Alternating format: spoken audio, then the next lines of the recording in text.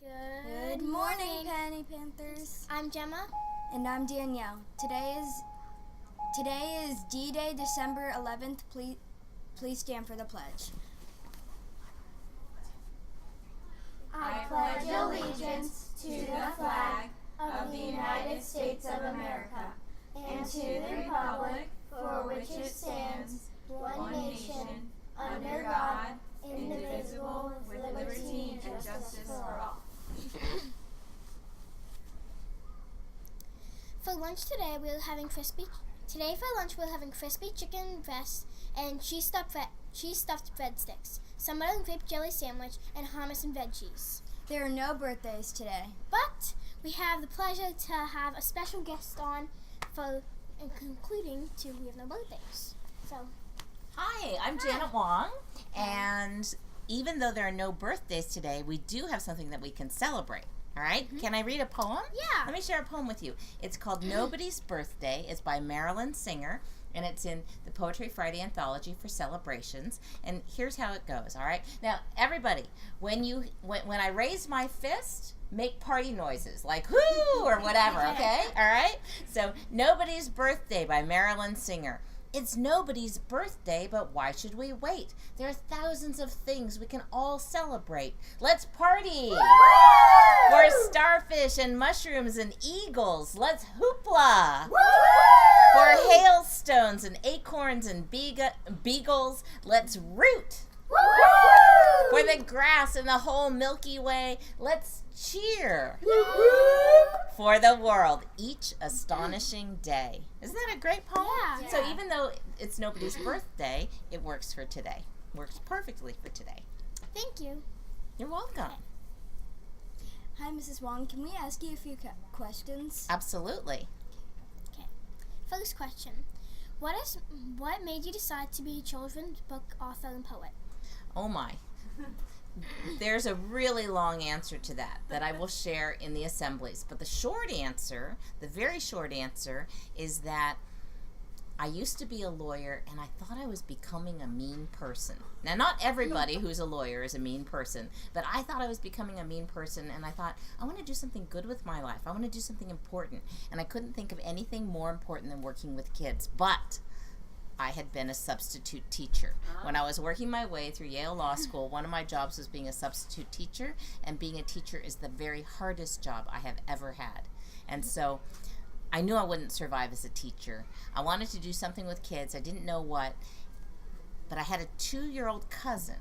It was her birthday, and I took her to a small bookstore. The next thing I knew, I had an armload of books for 2-year-olds that I wanted to buy for myself because I loved them so much, and the idea hit me. Somebody wrote those books. Why couldn't I be one of those people?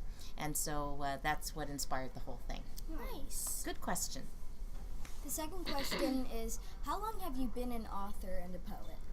I have been writing professionally for 26 years. 26 Nice. years. Third question. What is the first book you wrote? The first book I wrote is a book that I never even sent to a publisher.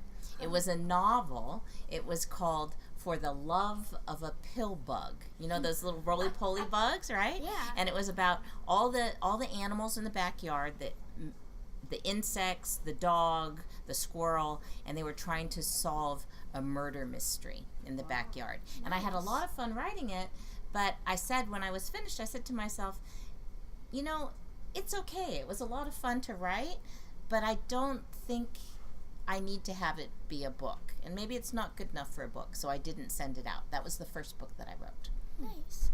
What was your first poem you wrote? The first poem I wrote. Well, the first poem I wrote must have been in 2nd or 3rd grade. But the first published poem, well, my first book of poems contained 42 poems, and that book, so all 42 poems were published at the same time.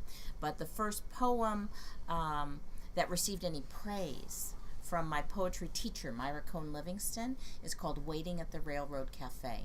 It's about a serious thing. It's in Good Luck Gold, my first collection.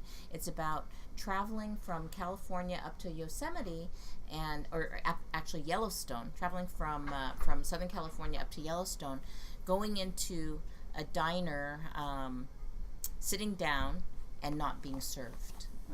And I'm pretty sure that it was a case of race discrimination. That's how I feel. I don't know that for a fact, though. And sometimes things will happen in life that are hurtful, that make you sad, make you angry. And if you're not completely sure of what happened, writing about it can be a good way to work through it. Or even if you are sure what happened, writing about it can be a good way to get past it and get on with your life. So Waiting at the Railroad Cafe, that's really a poem more for 4th and 5th grade than for the younger kids. But the first poem of mine that was super popular, I might share today if anybody picks the noodles in my suitcase. That's all I'll say. The noodle? The noodles. Dun, dun, dun. Is that a book? No, it's. Okay. I have a suitcase that I brought with me that's full of all different kinds of things. And if you pick, the skunk, then I'll share one poem. If you pick the kitten, I'll share a different poem. If you pick the noodles, then you'll get the noodles poem. And so on and so forth. Actually, I'll be doing that mainly in the primary assembly for kindergarten, 1st, 2nd, and maybe 3rd grade. And I'll do a little bit of the poetry suitcase for 4th and 5th grade, but for 4th and 5th grade, I'm also going to be sharing some strategies that really dovetail with what you're doing at this school, strategies for making kindness part of your everyday routine. That's really cool. And then the last question is, how old were you when you wrote your first book or poem? Okay. So 29 when I wrote those things, and then I actually sold my first book 1 week before my son was born. So that was pretty great. And I was 30 years old when he was born. So I wrote it when I was 29, but I sold it when I was 30. Nice. Cool. Thanks so much for coming on. Thank you. Have a nice day, Penny Panthers.